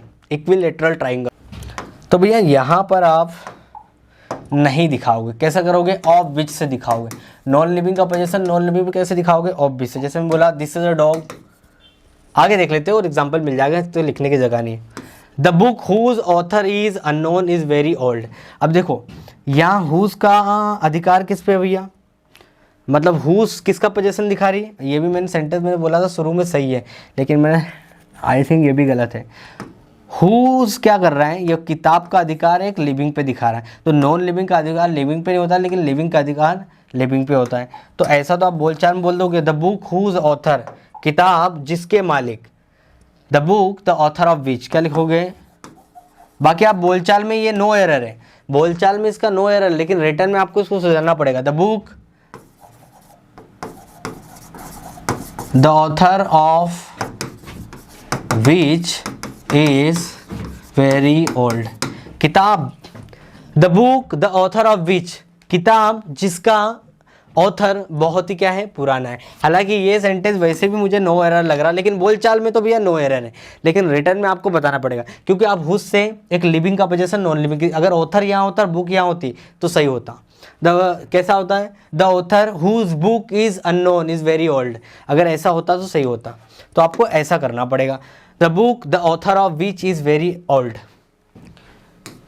The city whose population is very over 1 million is very busy, जिस सिटी जिसकी, हालांकि ये सेंटेंस नो एरर है, बोलचाल में नो एरर है, लेकिन रिटर्न में आपको क्या पढ़ना पड़ेगा? The city the population of which is over 1 million is very busy.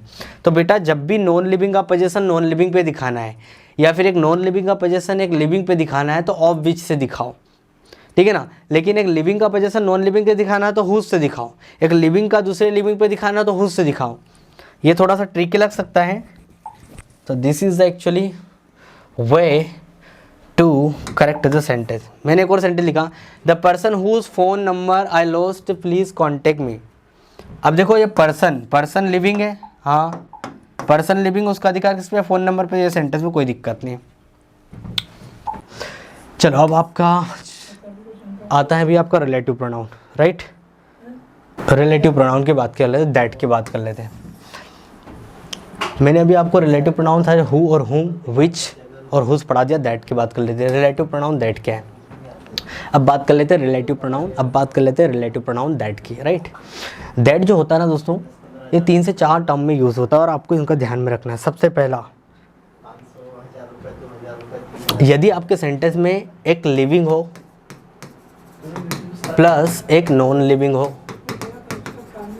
एक लिविंग हो प्लस एक नॉन लिविंग हो, तो आप वहाँ पर किसका प्रयोग करोगे? दैट का। देखो मैंने बोला the girl and his bag, अगर मान लो सिर्फ गर्ल लिखा होता तो मैं क्या लगा सकता था? उसके लिए रिलेटिव प्रोनाउन हु। अगर सिर्फ बैग लिखा होता तो उसके लिए क्या लगा सकता था? विच। लेकिन अब ये दोनों ही प्रेजेंट हो गए सेंटेंस में, अब क्या करूँ? मेरे लिए तो समस्या हुई। एक मात्र एक लौता व्यक्ति है सरकारी, दैट, जो दोनों का काम कर देता है। तो ऐसे सेंटेंस जब एक लिविंग हो दूसरा नॉन लिविंग हो, क्या लगा दोगे? That. The girl and his bag, that already लगा दिया मैंने यहाँ पर। The girl and his bag that was found yesterday near the station. लड़की और उसका बैग कहाँ मिला भैया? स्टेशन के नज़दीक मिला। तो जब एक लिविंग हो दूसरा नॉन लिविंग हो तो उन दोनों को जोड़ने के लिए अगर आगे आप उसको रिलेट कर रहे हो, अगर आप एडजेक्टिव क्लॉज लगा रहे हो आगे, तो याद रखना वहाँ पर दैट के अलावा दूसरा कोई आपका रिलेटिव प्रोनाउन काम नहीं करेगा, ठीक है ना। फिर मैंने बोला the artist at her painting. एक तो आपने दे दिया लिविंग, दूसरा दे दिया नॉन लिविंग। किसका प्रयोग करोगे? दैट का। विच, हु का प्रयोग नहीं होगा। सिर्फ और सिर्फ आर्टिस्ट लिखा होता तो हु लगा देता, पेंटिंग लिखी होती तो विच लगा देता, ठीक है। The writer and her novel. Novel non living हो गया, राइटर लिविंग हो गया, क्या लगा दोगे? दैट। पहला पॉइंट समझ में आया, जब एक लिविंग हो दूसरी नॉन लिविंग हो तो दैट का प्रयोग करना है भी आपको, right. The chef and his restaurant. Restaurant non living, chef आपका लिविंग, क्या लगा दोगे? That are renowned globally. The athletes and his team. Athletes आपका कोई लिविंग है और टीम क्या है भैया? नॉन लिविंग है। तो दोनों को दिखाने के लिए, रिप्रेजेंट करने के लिए कौन सा रिलेटिव प्रोनाउन लगाओगे? दैट। चलो ये तो बच्चों जैसी बात हो गई। The scientist and her discovery that. तो पहला पॉइंट भैया कवर हुआ। पहला कॉन्सेप्ट ये बोलता है कि यदि आपके सेंटेंस में एक लिविंग हो दूसरा नॉन लिविंग हो तो क्या लगाते हैं? दैट। यहाँ से थोड़ा सा आपको क्वेश्चन एग्जाम में आ सकते हैं। ये तो दैट रिलेटिव प्रोनाउन होता है ना, दैट, ये क्या करता है? इन शब्दों के साथ आता है। अब ये शब्द कौन से? All, none, nothing, everything, something, the only, the same, the little, the few. इनके साथ हमेशा दैट का प्रयोग होता है। इनके साथ हमेशा क्या होता है? दैट का प्रयोग होता है। सर क्यों होता है? हो भी तो लगा सकते हैं, विच भी तो लगा सकते हैं, फिर दैट का प्रयोग क्यों होता है?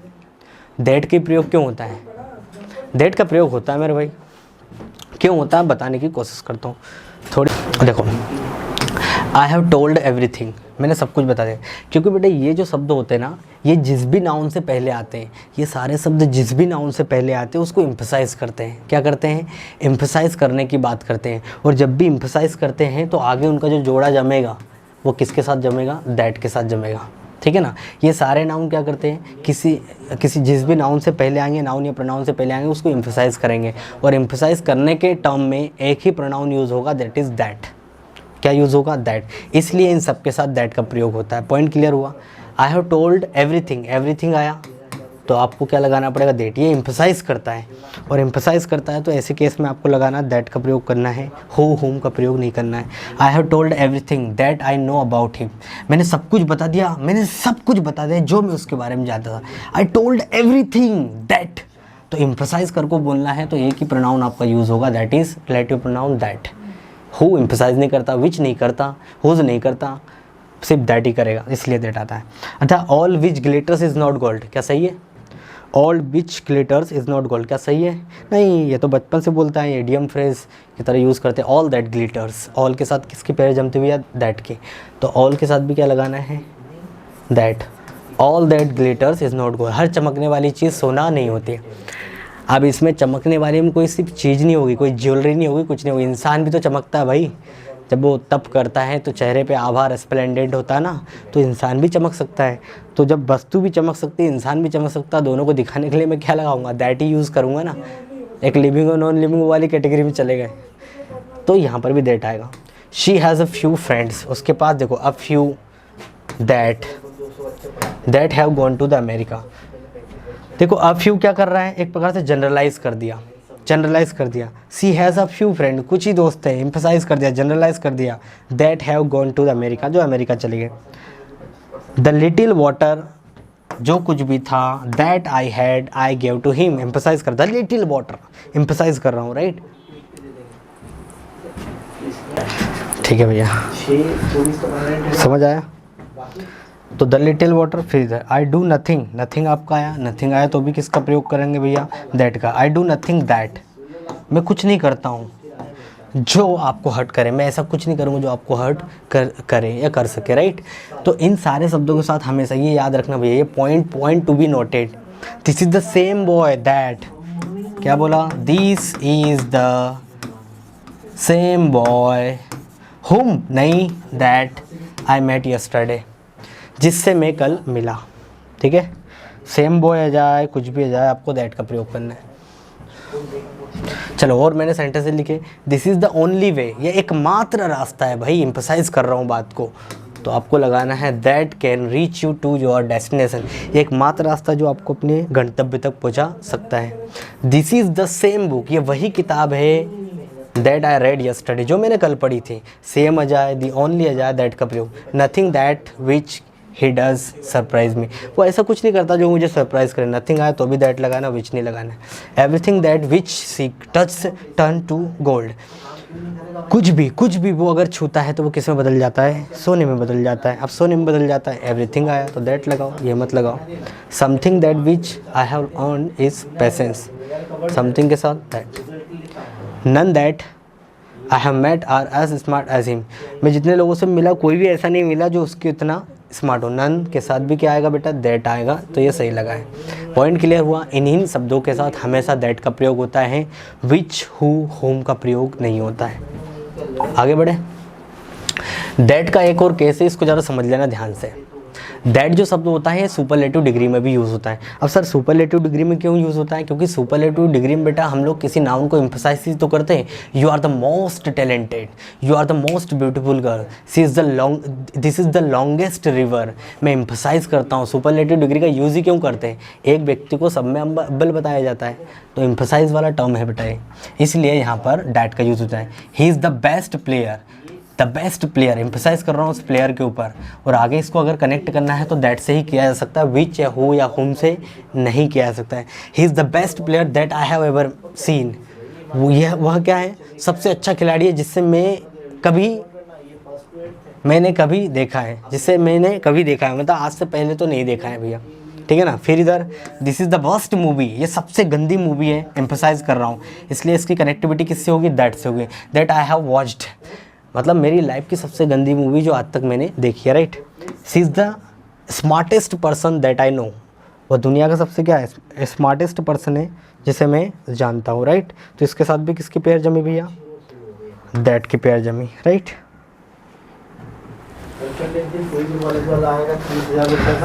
This is the biggest house, house को क्या कर रहा हूँ? एम्फसाइज कर रहा हूँ। सुपरलेटिव डिग्री में कनेक्टिविटी किससे होगी? दैट से होगी, राइट, ये याद रखना। ही इज़ द फास्टेस्ट रनर, वो दुनिया का या बोल सकते हो सबसे तेज रनर है, एम्फसाइज कर रहा हूँ रनर पे। एम्फसाइज के केस में कनेक्टिविटी अगर आगे आपको जोड़ना है तो दैट रिलेटिव प्रोनाउन का यूज़ करें। दैट आई हैव मेट, जिससे मैं मिला हूँ, वो दुनिया का सबसे फास्टेस्ट रनर है जिससे मैं आज मिला हूँ, राइट। तो ये कॉन्सेप्ट समझ में आएगा भैया। दैट का प्रयोग हम लोग कहाँ करते हैं? सुपरलेटिव डिग्री में भी करते हैं। अब बात कर लेते हैं relative pronoun, relative pronoun what की। व्हाट एक ऐसा रिलेटिव प्रोनाउन है, जो अपना एंटीसीडेंट लेके नहीं आता। सर ये एंटीसीडेंट क्या होता है? देखो, व्हाट एक ऐसा रिलेटिव प्रोनाउन है जिसके साथ एंटीसीडेंट नहीं आता। सर ये अभी एंटीसीडेंट क्या पिक्चर है? वह पिछला शब्द जिसके बारे में लिया है। मैंने बोला I met a boy who was sad, मैं एक लड़के से मिला जो उदास था। अब ये जो हु है रिलेटिव प्रोनाउन, ये किसके लिए लगाया? बॉय के लिए। आगे किसके बारे में जानकारी दे रहा हूँ? बॉय के बारे में जानकारी दे रहा है। तो ये बॉय जो है ना, हु का एंटीसीडेंट है, वह पिछला शब्द जिसके लिए हु इस्तेमाल हुआ है। तो व्हाट एकमात्र ऐसा रिलेटिव प्रोनाउन है जिसके साथ अपने एंटीसीडेंट नहीं आते। I do what I love, जो मैं प्यार करता हूँ वो मैं करता हूँ, जो चीज़ से मैं प्यार करता हूँ वो काम मैं करता हूँ। अब यहाँ पे लिखा नहीं कि वो क्या करता है और किस चीज़ से प्यार करता है, ऑब्जेक्ट नहीं है। ऑब्जेक्ट आता ना हु हुम, बीच में से मैं लगा सकता था, बस व्हाट एकमात्र ऐसा रिलेटिव प्रोनाउन है जो अपना एंटीसीडेंट लेके नहीं आता। आई डू व्हाट आई से, जो मैं कहता हूँ वो मैं करता हूँ, जो मैं बोलता हूँ वो मैं करता हूँ। अब वो क्या करता है और क्या बोलता है इस बात का जिक्र नहीं हुआ। जब भी ऐसा सेंटेंस हो जहाँ पर वो बात नहीं लिखी हो जिसके बारे में वक्ता बोल रहा है वो बात, तो वहाँ पर हम लोग व्हाट का यूज़ करते हैं। कौन सा रिलेटिव प्रोनाउन का यूज़ करते हैं? व्हाट का। और ये जो रिलेटिव प्रोनाउन व्हाट होना है, ये नाउन क्लॉज बनाने का काम करता है। क्या बनाने का काम करता है? नाउन क्लोज बनाने का काम करता है। अभी तक जितने भी आए वो सब एडजेक्टिव क्लोज बना रहे हैं। क्या बना रहे हैं? एडजेक्टिवल क्लोज बना रहे हैं। लेकिन ये एकमात्र ऐसा प्रोनाउन है जो नाउन क्लोज बनाता है। अब ये नाउन क्लोज क्या करता है बेटा? ये इस सेंटेंस का ऑब्जेक्ट हो जाएगा और ये तीनों मिलके इस डू का ऑब्जेक्ट हो जाएंगे। ये ऑब्जेक्ट सब्जेक्ट बन जाता है, राइट, नाउन क्लोज। आई से व्हाट आई डू, जो मैं बोलता हूँ वो मैं करता हूँ, लेकिन क्या बोलता हूँ और क्या करता हूँ इस बात का जिक्र नहीं हो। जब ऐसा हो तो हम रिलेटिव प्रोनाउन क्या लगाते हैं, व्हाट का प्रयोग करते हैं। What is done can not be undone, जो हो गया सो हो गया।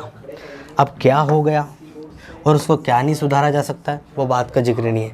What is done can not be undone, जो हो गया उसको सुधारा नहीं जा सकता। पॉइंट क्लियर हुआ। व्हाट एक ऐसा रिलेटिव प्रोनाउन है जो अपना एंटीसीडेंट लेके नहीं आता है, ये अधूरी बात करता है, राइट। अब देखो रिलेटिव प्रोनाउन व्हाट का यूज़ और कहाँ करते हैं, इधर देखो। I did what I wanted to do, मैंने किया जो मैं करना चाहता था, लेकिन क्या किया और क्या करना चाहता था उस बात का जिक्र नहीं है। तो हम लोग ऐसे केस में क्या लगाएंगे, व्हाट का प्रयोग करेंगे। He found what he was looking for, उसको मिल गया जो वो ढूंढ रहा था। अब क्या मिल गया और क्या ढूंढ रहा था वो चीज़ का जिक्र नहीं है। लेकिन अगर ऐसा आ जाए ही फाउंड अ बुक, अगर जैसी बुक दिया है फिर व्हाट नहीं आएगा, फिर क्या आएगा, विच, क्योंकि नॉन लिविंग के लिए क्या लगाओ, विच। तो भैया हमारा कहने का मतलब ये है कि व्हाट एक ऐसा रिलेटिव प्रोनाउन है जो अपना एंटीसीडेंट लेके नहीं आता। He can take whatever he wants to take. अब ये जो वट एवर होता है ना, ये कंपाउंड रिलेटिव प्रोनाउन है व्हाट का। वट एवर जो होता है ना वो कंपाउंड रिलेटिव प्रोनाउन है व्हाट का, राइट। इसमें जोड़ तोड़ के बनाते हैं। अब देखो he can take whatever he wants to take, वो ले जा सकता है जो ले जाना चाहता है। क्या ले जा सकता है उस बात की चर्चा नहीं है। You can buy a dress what you like, अब देखो ड्रेस आ गई, अब आ गई भैया ड्रेस, अब वॉट नहीं आएगा, अब क्या जाएगा, विच, क्योंकि एंटीसीडेंट मिल गए ना। She can slap what she wants to slap, she can slap वो मार सकती है, what she want to slap, what she want to slap जिसे वो मारना चाहती है। हुम एवर ही she wants to slap, whomever भी लगा सकते हो। She can slap whomever she wants to slap. बाकी रिलेटिव प्रोनाउन व्हाट का यूज़ करो, कोई दिक्कत नहीं, कोई फ़र्क नहीं पड़ता। होम एवर,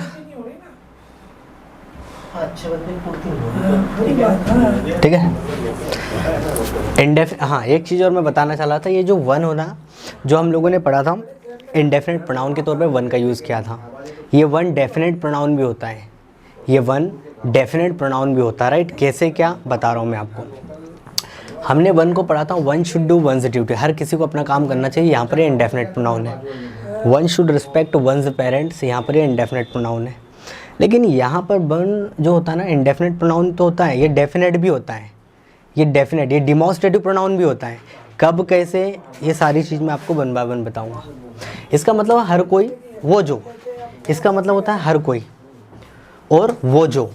अब ये हर कोई और वो जो के तौर पे आप क्या यूज़ करते हो, इंडेफिनेट प्रोनाउन। वो जो समाज से नफरत करता है, वन हु हेट्स, या ऐसा बोल सकते हो वन हेट्स मैनकाइंड, जो लड़कियों से नफरत करता है। वन हु हेट्स गर्ल्स, जो शादी से नफरत करता है। One hates marriage. तो जब ये ऐसा बोलते हैं वो जो, तो ये इंडेफिनेट प्रोनाउन ही तो होता है मेरे भाई।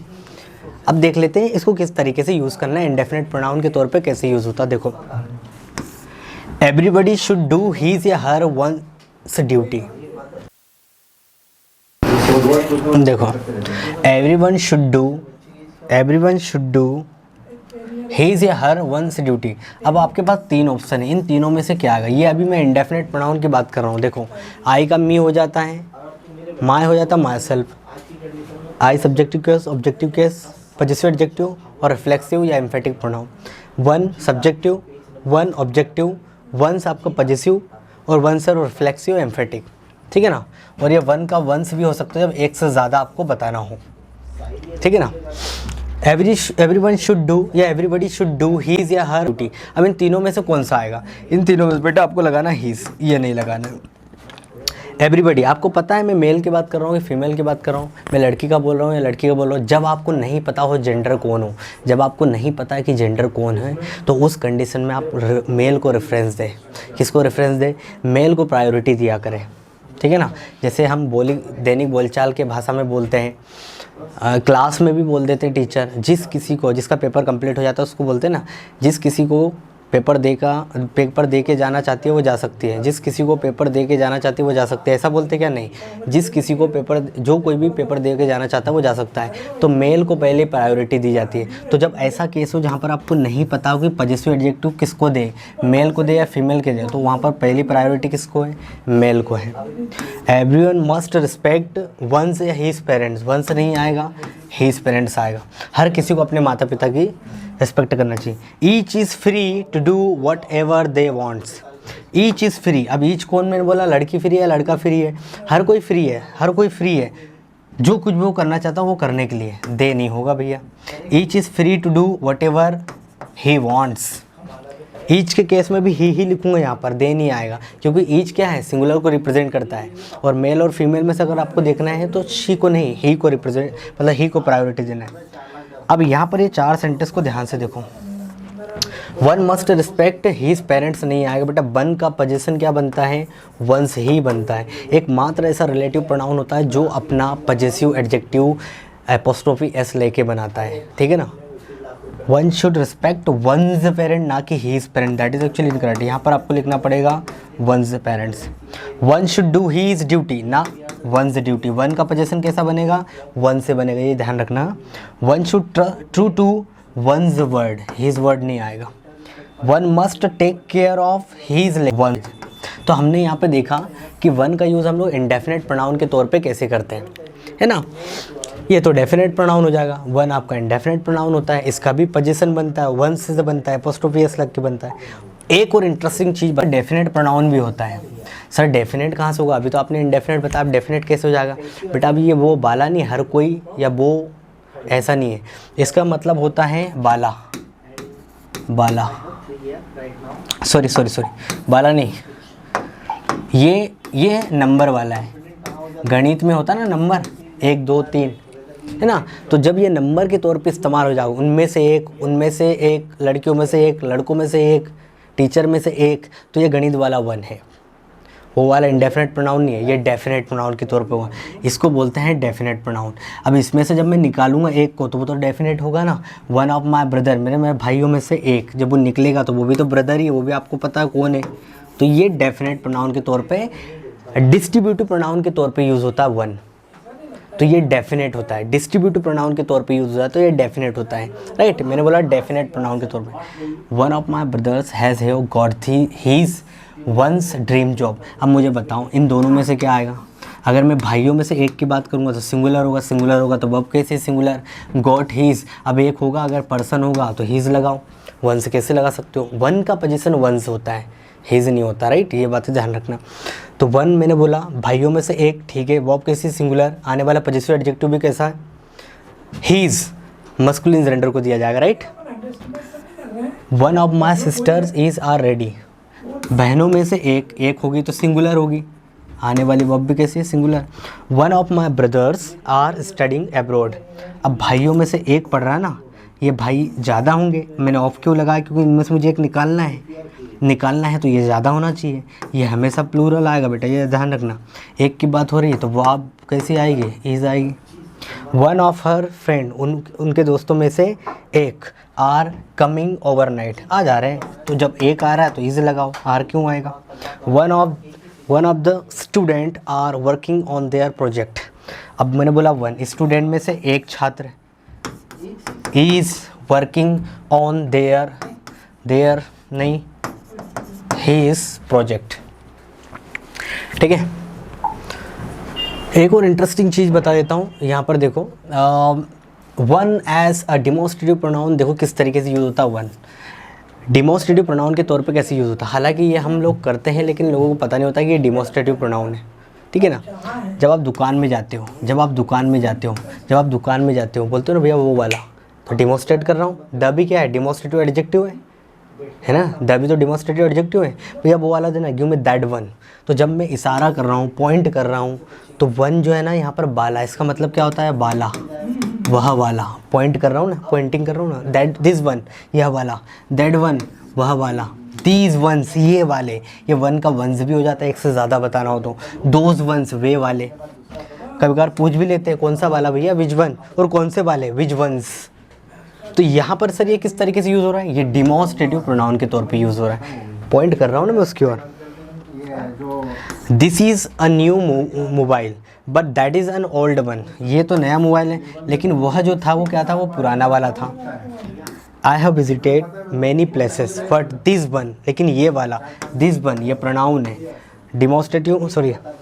डिमॉन्स्ट्रेटिव एडजेक्टिव आपका this one is more beautiful. तो दिस वन मतलब ये वाला। Have you seen my books, which ones, कौन सी वाली। तो हमने बोला बेटा वन, हमने बोला वन का प्रयोग किस तरीके से कर सकते हो आप, डिमॉन्स्ट्रेटिव प्रोनाउन के तौर पे कर सकते हो, राइट।